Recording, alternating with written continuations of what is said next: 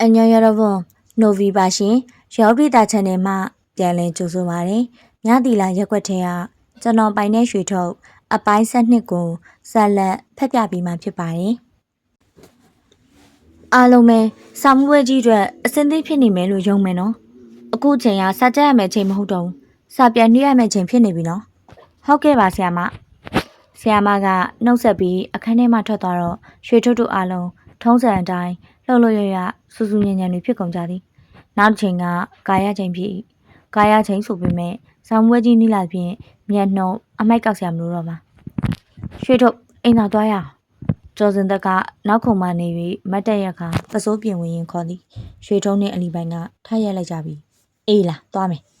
စာတင်ကုန်တန်းတွေကိုကွေ့ပတ်ပြီးအတန်းပြင်ထွက်ဖို့လုပ်တော့မင်းကလေးတန်းပတ်တွင်ဝင်းနှင်းပွင့်နှင့်မိုင်းတဲနုအနာ၌မင်းကလေးတွင်စုအုံနေကြသည်ဝင်းနှင်းပွင့်ကဆရာတင်ပေးထားသောတမတ်တန်တင်ချအမြန်တွက်နည်းကိုပြန်တင်ပေးနေပုံရ၏အရင်ကဒီလူတွေသည်မျိုးတိရီမောင်တို့အုပ်စုသားတွေနာအုံနေလေးရှိကြသူများဖြစ်သည်မျိုးတိရီမောင်တို့အုပ်စုသည်မျက်နှာများမော်ချီ၍ဂီယူမဆိုင်ဟန်နေပြနေကြ၏ဝင်းနှင်းပွင့်ကနှစ်လဆက်တိုက်အဆင့်တရသဖြင့်မျိုးတိရီမောင်ကမခေါ်မပြောနိုင်သည့်အခြေအနေသို့ပင်ရောက်ရှိသွားခဲ့ပြီဖြစ်သည်စာမှုဝဲနီးနေပြီဖြစ်သဖြင့်ရွှေထုတ်တို့တစ်ဖွဲ့လုံး၏ဆိုရှယ်မီဒီယာအကောင့်များကိုဆရာကတုံးခွင့်မပြုဘဲခဏပိတ်ခိုင်းထားသဖြင့် Facebook တွင်ဖြစ်ပျက်နေသည်များကိုရွှေထုတ်တို့ကမသိကြပေ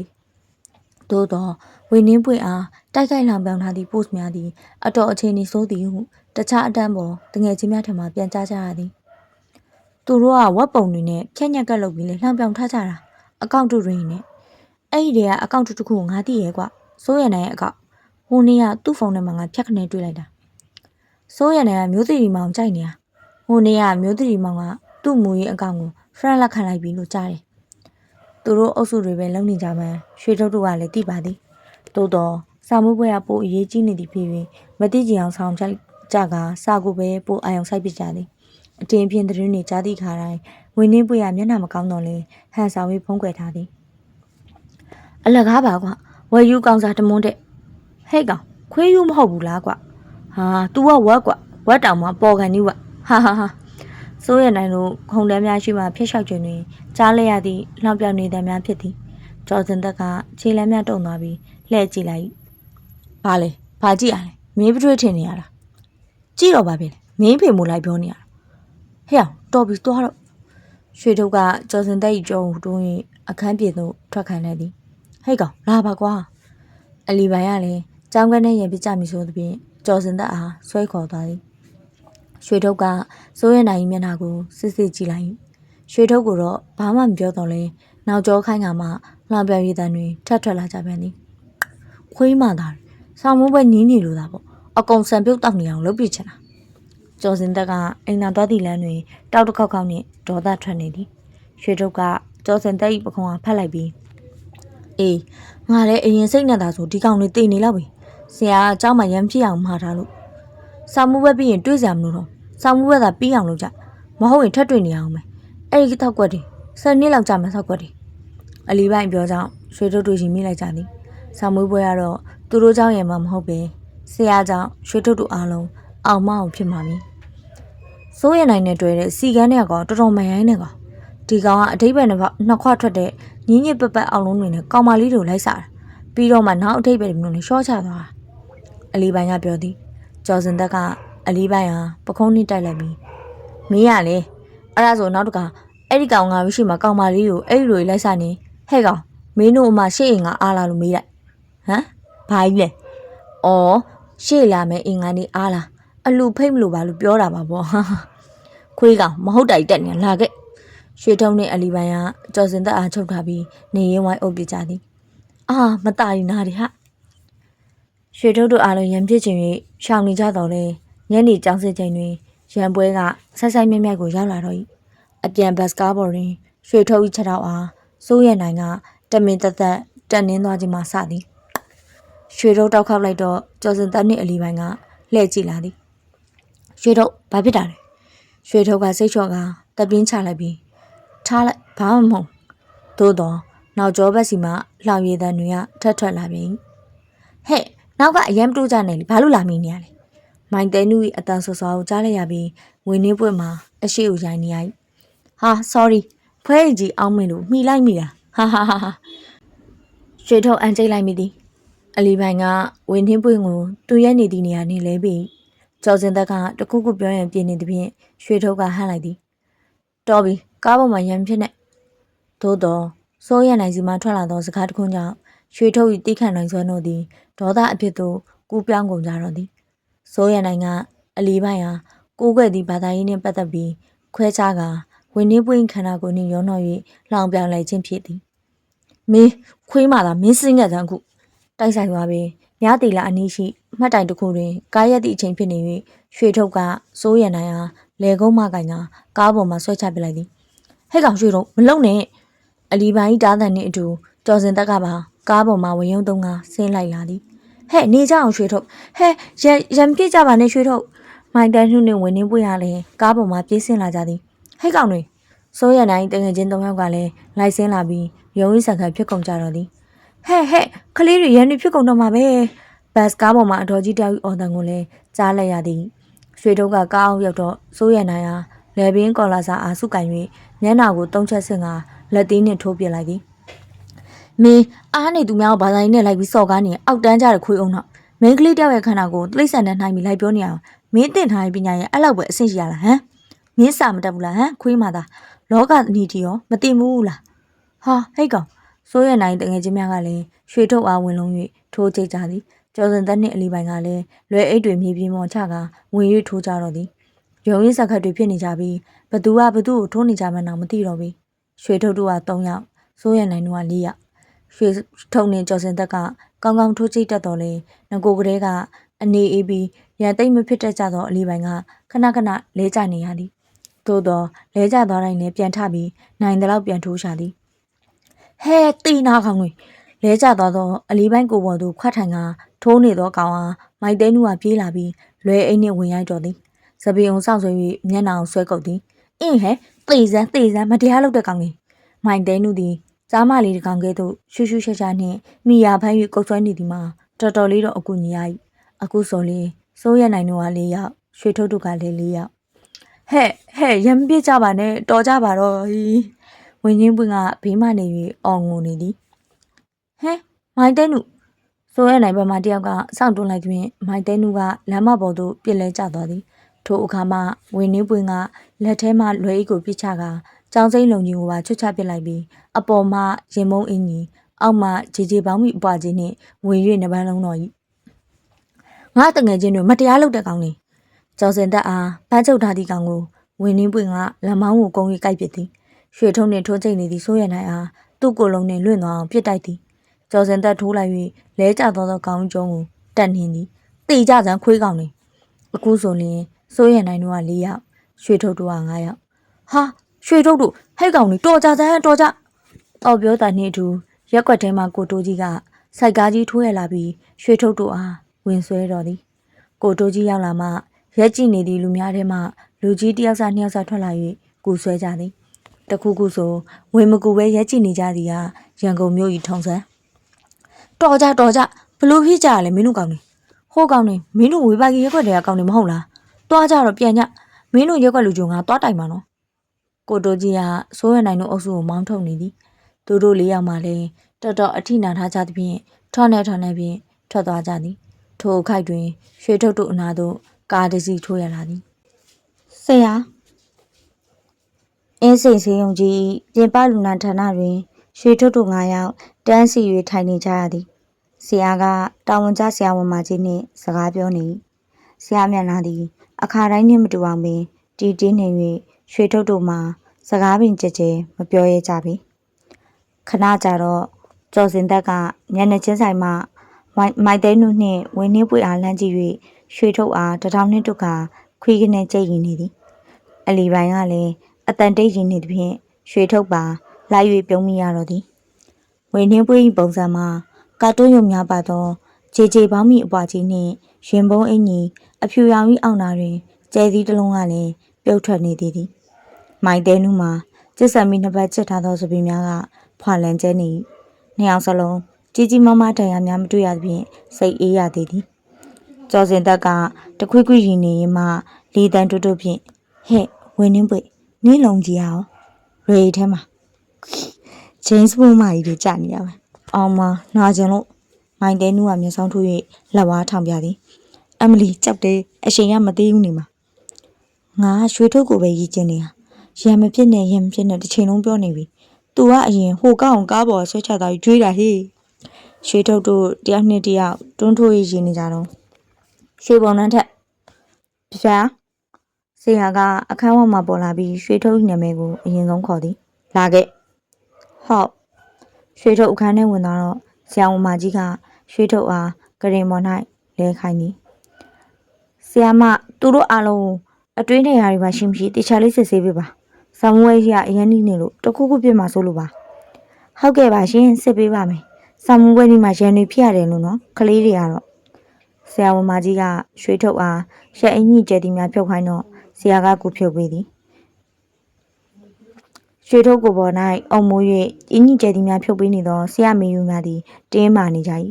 ရင်ပန်းသားစီမှညုံမဲဆွဲစားပြုနေသောနေရာတွေ့တော့ဆရာမျက်နှာပြတ်သွားသည်ဆရာဝန်မကြီးကရွှေထုတ်ခန္ဓာကိုယ်အနှံ့လက်ဖြင့်ထိုးဖိကြည့်၍ကျိုးသည့်နေရာရှိမရှိစစ်ဆေးသည်မနာဘူးမဟုတ်လားကလေးခြေထောက်တွေရောအကွေအဆန့်လုပ်ကြည့်ပါဦးဟုတ်ပြီရပြီအဲ့ဒါဆိုโอเคတယ်နော်ဘယ်နာမှမကြဘူးဒီအပေါ်ရန်တရားတွေအတွက်ကလိမ့်စေးနဲ့တောက်ဆေးပေးလိုက်မယ်ပုံမှန်လေးလိမ့်နော်တောက်ဆေးကအနာမြင်မြန်ကြအောင်လို့ဟုတ်ကဲ့ကလေးမောင်မရွှေထုတ်အားဆရာကဆွဲထုတ်ပေးပြီးအင်ကြီးကျဲသည်များတက်ပေးသည်ဆရာဝန်မကြီးကစေးစာရေးပေးပြီးရပြီနောက်တစ်ယောက်ခေါ်လိုက်ပါအောင်ရွှေထုတ်အခန်းပြင်ထွက်ပြီးကျော်စင်သက်အားခေါ်လိုက်သည်ထို့နောက်တယောက်ပြီးတယောက်တေချာစစ်ဆေးပေးပြီးအားလုံးအပေါ်ရန်တရားများမှလွှဲ၍ကြီးကြီးမားမားမထိခိုက်မိကြပြီဆရာကအားလုံးကိုအလဲကျအိမ်ပြန်ပို့ပေးပြီးအိမ်မလူကြီးများကိုလည်းစိတ်မပူစေရန်လိုက်ပြောပေးသည်ရွှေထုတ်ကတော့ဆရာနှင့်အတူနောက်ဆုံးမှပြန်ရ၏ဆရာအိမ်ရှိတွင်ကားရက်လိုက်တော့ရွှေထုတ်မြင်နေမိသည်ဆရာကကားဆက်ရက်လိုက်က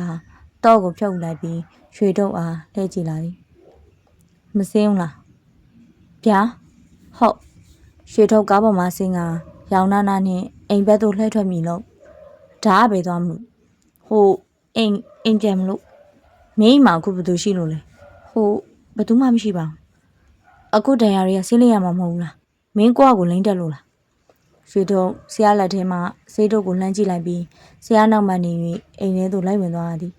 ဆရာကအိမ်ကမ်းမှထိုင်လိုက်ပြီးဆေးဘူးများကိုအိတ်ထဲမှထုတ်နေသည်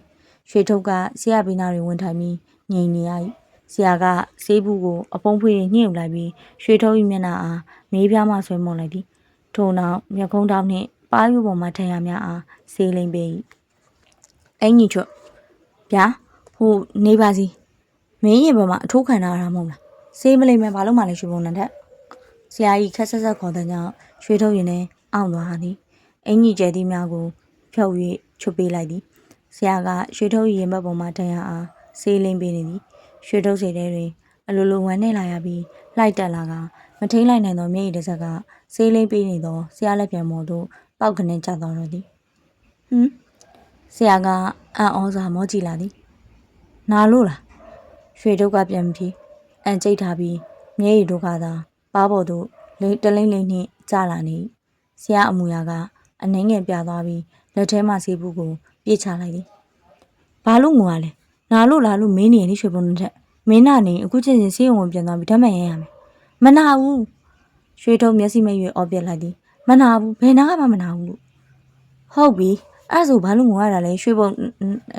အဲ့လိုခေါ်လို့အဲ့လိုကြီးနာမည်အပြည့်စုံခေါ်နေလို့မကြိုက်ဘူးရွှေထုတ်တလိမ့်လိမ့်စီးကြနေသောမျက်ရည်များကိုလက်ခုံနှင့်တုပ်လိုက်ပြီးငိုတံပလုံးပထွေးနှင့်အော်ပြောနေမိသည်ဆရာကအင်ကြီးပလာဖြစ်နေသောရွှေထုတ်၏ပခုံးနှစ်ဘက်ကိုစောက်ကင်လာပြီးရွှေထုတ်အဲ့လိုမငိုရဘူးလေကွာအကိုကြည့်ပါအောင်ဟမ်အခုနကြတော့သူများကိုကားပေါ်ကနေအောင်ဆွဲချပြီးထိုးကြိတ်ခဲ့တာဆိုအခုကျရွှေပုံနှန်းထက်လို့ခေါ်တာလေးနဲ့ငိုနေရလားကွာမင်းကခလေးလားမကြိုက်ဘူးဘာလို့လဲမင်းနာမည်အပြည့်စုံတွေကဒီလောက်လားကျောင်းမှာလဲဆရာမတွေကရွှေပုံနှန်းထက်လို့ပဲခေါ်ကြရပဲမဟုတ်ဘူးလားဆရာမခေါ်နဲ့မြတ်သူပြုံးလိုက်မိသည်မျက်ရည်တွေပို့ပေါက်ကြအောင်ငိုနေရသည့်အကြောင်းရင်းရန်ဖြစ်လာသည့်တရားနာလို့မဟုတ်ပဲမြတ်သူကနာမည်အပြည့်စုံခေါ်လို့တယ်လေရွှေထုတ်သီလားမင်းနာမည်လေးရလာတော့အကိုကသဘောကျလို့လေပြီးတော့အကိုမမေရလဲအဲ့လိုပဲအကိုကိုတခါလေမြတ်တော်သူမောင်မြတ်တော်သူကလေးဆိုပြီးချစ်လို့ခေါ်တတ်တာ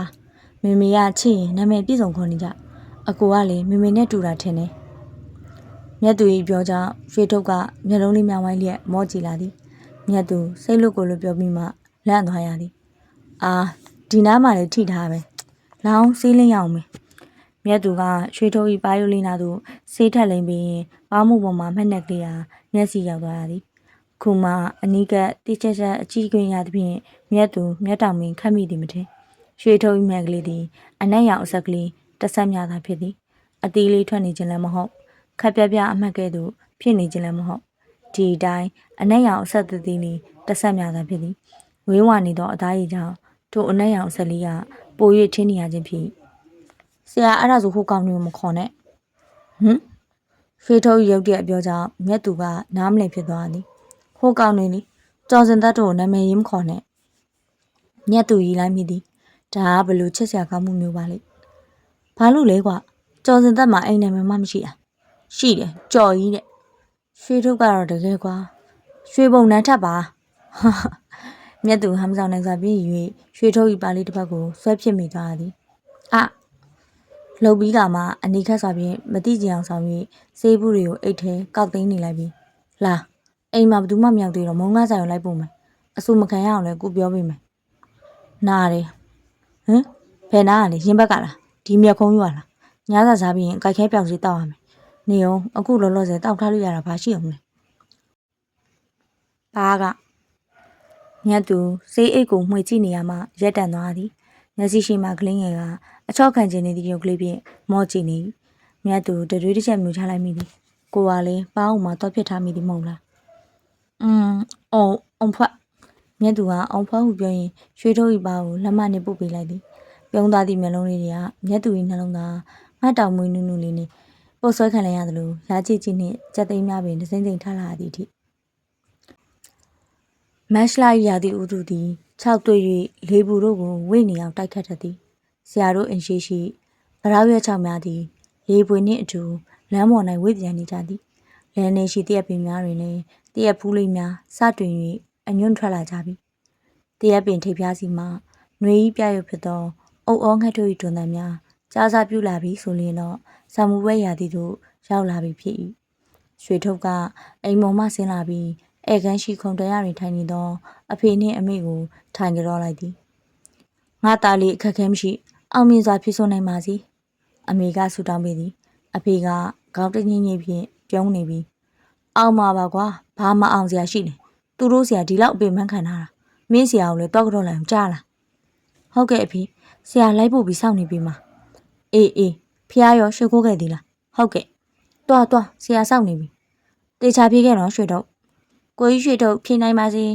မမကြီးနှင့်ဝေထုတ်တို့ကလည်းဆူတောင်းပေးရင်းနှုတ်ဆက်ကြသည်ဆရာကကားပေါ်တွင်ဆက်နှိုး၍အစဉ်သင်းဆောင်နေပြီရွှေထုတ်စိတ်အေးထားပြီးအိမ်မှာအကိုနဲ့ဖြေတယ်လို့ပဲဖြေနော်ဟုတ်ကဲ့တန်သည့်တငယ်ချင်းများကိုပတ်ခေါ်ပြီးတော့မြတီလာထိတ်တွင်ရက်ွက်ထဲမှလူများစောင့်နေကြသည်ကိုတွေ့ရသဖြင့်ဆရာကကားရက်ပြီးလိုက်သည်ရွှေထုတ်ကကားမှန်ကိုချပေးပြီးနှုတ်ဆက်ရ၏အောင်မြင်ကြပါစေကွာကောင်းကောင်းဖြေခဲ့ကြပါအောင်မြင်ပါစေဦးငွေရကြီးနှင့်ကိုတိန်ဝင်းဆိုကဆူတောင်းပေးသည်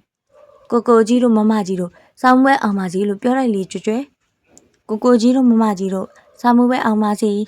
ကြွကသူ့အမေတင်ပေးထားသည့်အတိုင်းလှမ်းအောင်ယူပြောသည်ကိုကြီးရွှေထုတ်ကိုကြီးကျော်စင်သက်ကိုကြီးအလီပိုင်းမာကြီးဝင်နှင်းပွင့်မာကြီးတဲနုဖိုက်တင်းညစီမတို့အငယ်တန်းတွေကလည်းလူစုံနာမည်ခေါ်၍အားပေးကြသည်ဟဲ့နေကြအောင်မကြည်ပြကအမှန်တချက်ကိုလက်ကခိုင်ကကားစီသို့ပြေးလိုက်လာပြီးအမလီမောလိုက်တာဦးစင်းထွန်းလင်းကဘေးရင်ကြည့်ပေးလိုက်တာ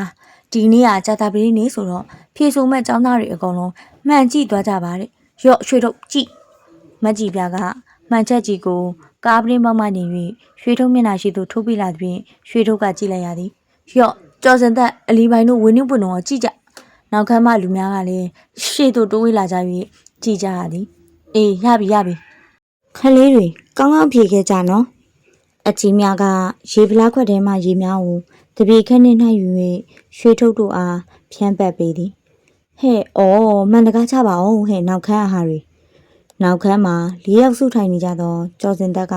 မှန်တကားချပေးလိုက်တော့အကြီးများကတပြေခက်ကြီးဖြင့်ကျော်စင်သက်တို့ခေါင်းတွေကိုရိုက်တော်သည်ပါစမ်းမှလည်းတွတ်ဖြင့်ဘာရီရွံ့နေမှမသိ အောင်ပြီအလီပိုင်းဖေမမှုကြီးကလည်းကာနာရောက်လာပြီးအစ္စလမ်ဘာသာဖြင့်အလာရှင်မြတ်ထံဆုတောင်းပေသည်